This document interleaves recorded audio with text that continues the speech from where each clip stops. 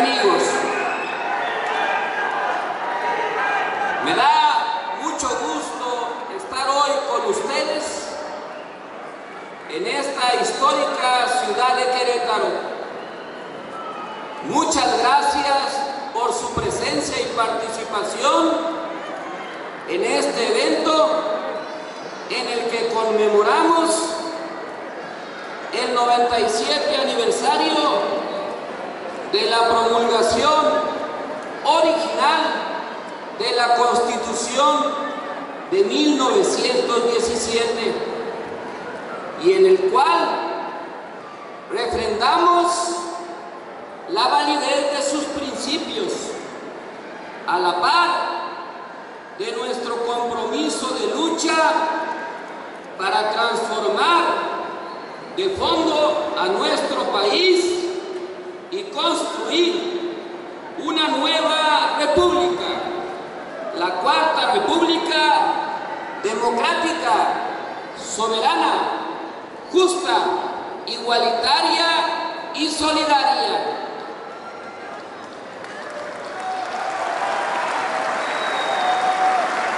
Estamos en una ciudad llena de historia, de belleza y tradición. Una ciudad que nos motiva para ratificar nuestra voluntad de lograr los cambios urgentes que demanda la nación. Nos acompañan el ejemplo del corregidor de Querétaro, Miguel Domínguez, y la corregidora Josefa Ortiz Domínguez, precursores y actores centrales de nuestra revolución de independencia. Nos inspiran las fuerzas patriotas del presidente Juárez, que en 1867, en el Cerro de las Campanas, derrotaron a las fuerzas invasoras francesas y a sus aliados vendepatrias para lograr la segunda independencia de México. Está aquí presente la herencia y los ideales de los diputados del Congreso Constituyente de 1917 que hicieron realidad la primera constitución social del siglo XX a nivel mundial. Hoy venimos a reflexionar sobre la trascendencia y la vigencia de la Revolución de 1910, la Constitución de 1917 y los retos actuales que tenemos como nación. La Constitución, nos dice don Sergio García Ramírez, jurista de este país, es el documento que aloja las decisiones políticas fundamentales de la nación. Cualquier nación, en un momento de su historia, arriba a ciertas decisiones políticas fundamentales que son el producto de grandes luchas y movimientos. Son una síntesis de convicciones y aspiraciones que reciben y proponen el curso dialéctico de la nación. La Constitución de 1917 sintetiza el nuevo orden y el nuevo régimen emanado del proceso revolucionario iniciado en 1910. Expresa el nuevo proyecto nacional derivado de la derrota de la dictadura porfirista y su proyecto liberal oligárquico por parte de las fuerzas populares y revolucionarias. Un nuevo orden en el terreno político, jurídico, social, económico, cultural y religioso que le dio identidad a al México del siglo XX. La revolución derrotó a la oligarquía terrateniente y a los llamados científicos porfiristas. La revolución puso fin a las arbitrariedades y abusos de empresarios nacionales y transnacionales sin escrúpulos. La revolución terminó con la dictadura y su modernización autoritaria. Las fuerzas populares pusieron por delante la demanda de tierra de los campesinos y los derechos históricos de las comunidades.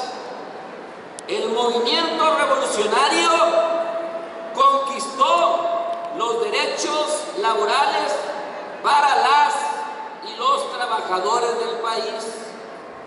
La revolución recuperó la propiedad originaria de la nación sobre el suelo, el subsuelo, las aguas, los recursos naturales, incluido el petróleo. Esto es, las bases del desarrollo y la soberanía económica de nuestra patria. La revolución sentó las bases de un nuevo proyecto educativo y cultural con sentido democrático, laico, científico y nacionalista. La victoria y los logros del movimiento revolucionario se vieron plasmados y se hicieron ley e instituciones en la Constitución del 17 que hoy conmemoramos. En ella están plasmadas las reivindicaciones de los indígenas yaquis, de los obreros de Cananea y Río Blanco, de Villa y Zapata, de Madero y Pino Suárez, de los magonistas y el Partido Liberal, de Salvador Alvarado, Carrillo Puerto y el socialismo del sureste.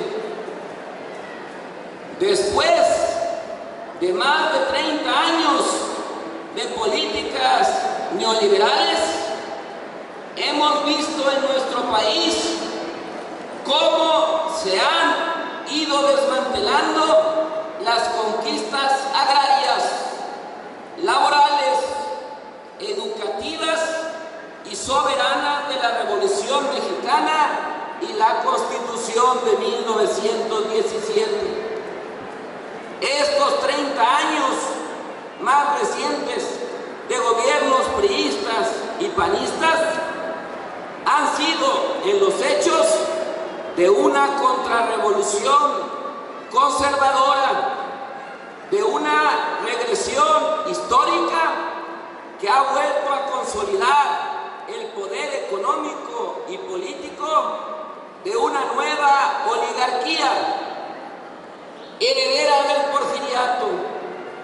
Es la nueva cara, otra versión de la modernización autoritaria de la rancia élite nacional y transnacional que se siente dueña del país. Desde 1982, la reestructuración capitalista de la economía mundial trajo a México, como en todo el mundo, una ola de privatizaciones, la apertura de mercados, la mercantilización de los derechos sociales, el estancamiento económico, desempleo, la flexibilización de las relaciones laborales y los procesos productivos, la crisis ambiental, una profunda polarización social y la concentración de la riqueza en poquísimas manos, la profundización de la integración y la subordinación de México a los intereses de la gran potencia imperial del norte. Todo en la perspectiva grandes monopolios del capital financiero de salvar y recuperar sus ganancias.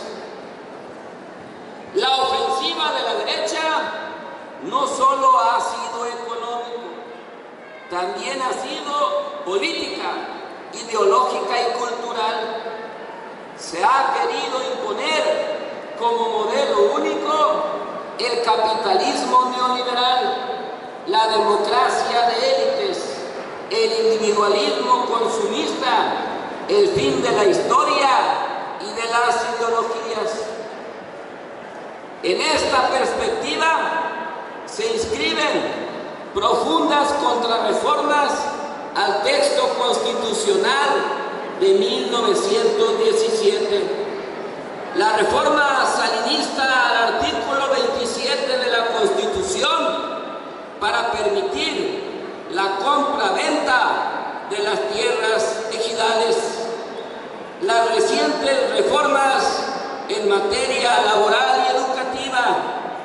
La reforma energética a los artículos 25, 27 y 28 de la Constitución. Se ha liquidado el contenido social igualitario, soberano del texto constitucional, la principal herencia del proceso revolucionario, pero se ha mantenido la estructura antidemocrática, las prácticas fraudulentas, el presidencialismo autoritario, el centralismo, la corrupción institucionalizada y la impunidad, muy propios de la herencia del régimen de partido de Estado.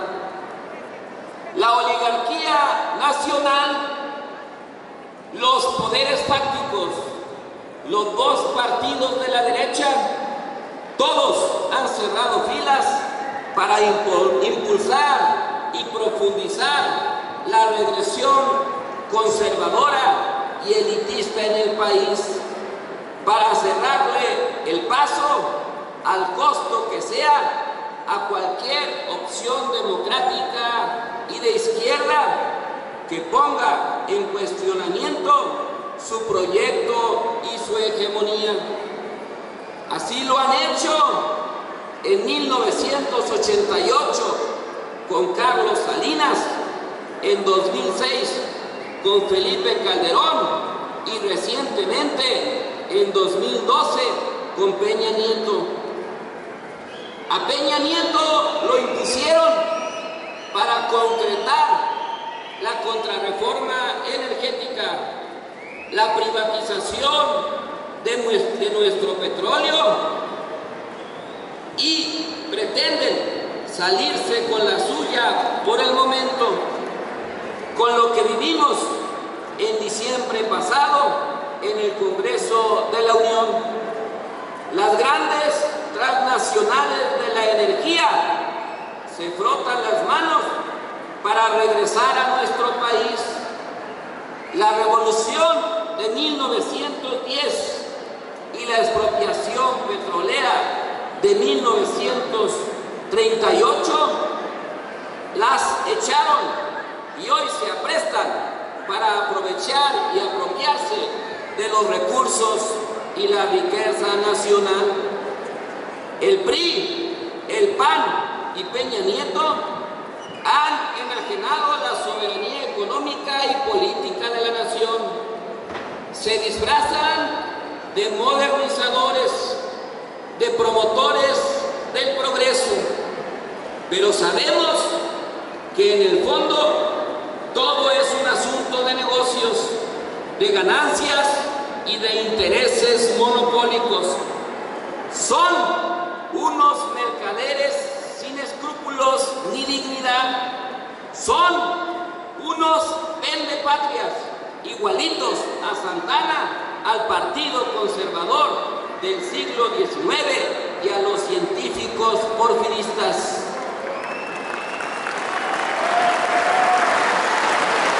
Por eso vamos a organizarnos más Vamos a derrotarlos. Vamos a fondo con la consulta popular. El petróleo es de todas y todos, no de unos cuantos. Nuestros problemas se agravan, sobre todo por la terrible situación de violencia, muertes y sangre que se vive en muchas partes del país, producto del avance y descontrol del crimen organizado.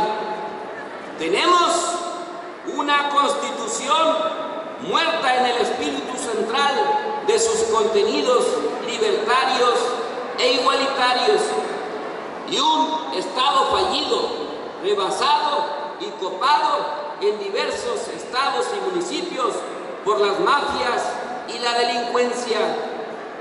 No vemos el imperio de la ley y la justicia, sino la ley de la selva, el imperio de la corrupción, la descomposición y la degradación social que ponen en riesgo la seguridad, la integridad física de las personas, su patrimonio, el desarrollo cotidiano de las actividades económicas, sociales, culturales y políticas. A ese nivel hemos llegado. Sabemos bien que el crimen organizado es una empresa delictiva que solo puede existir y consolidarse en la ilegalidad por la corrupción y las componendas desde el poder de las instituciones.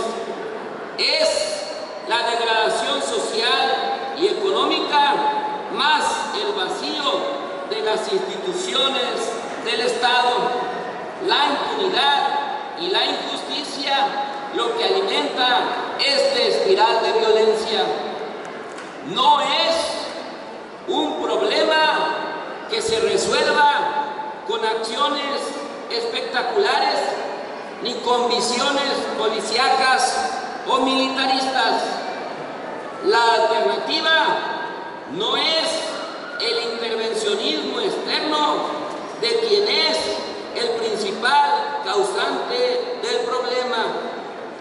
Solo la recomposición integral del tejido social y de las instituciones con una visión democrática, solidaria y de verdadera justicia nos permitirá cerrar el paso a la violencia y la descomposición social.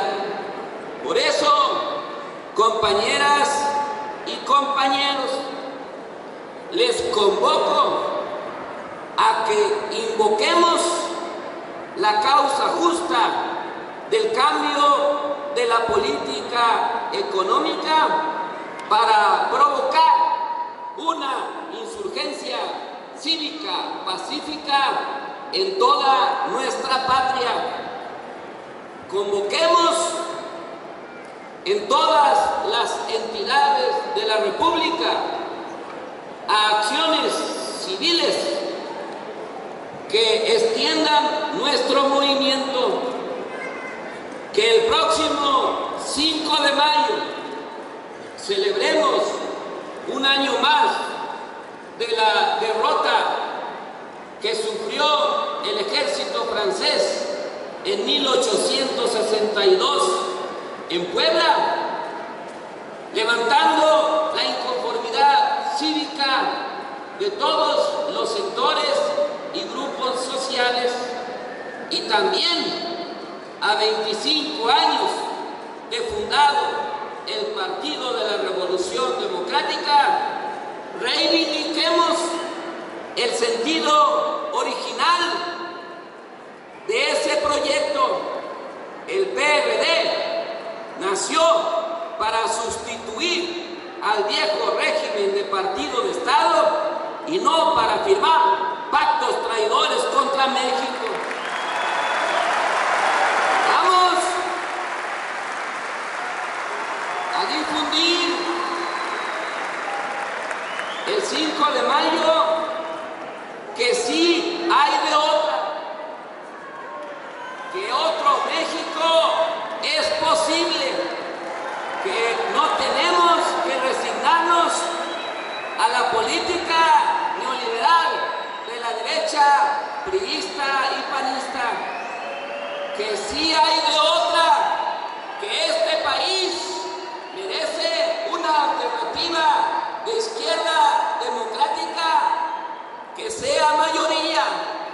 Sí hay de otra. Sí hay de otra. Sí hay de otra. Sí hay de otra. Compañeras, compañeros, vamos a organizar la insurgencia cívica desde Baja California hasta Baja California Sur, en Chihuahua, en Sonora, en Nuevo León, en Coahuila y en Tamaulipas.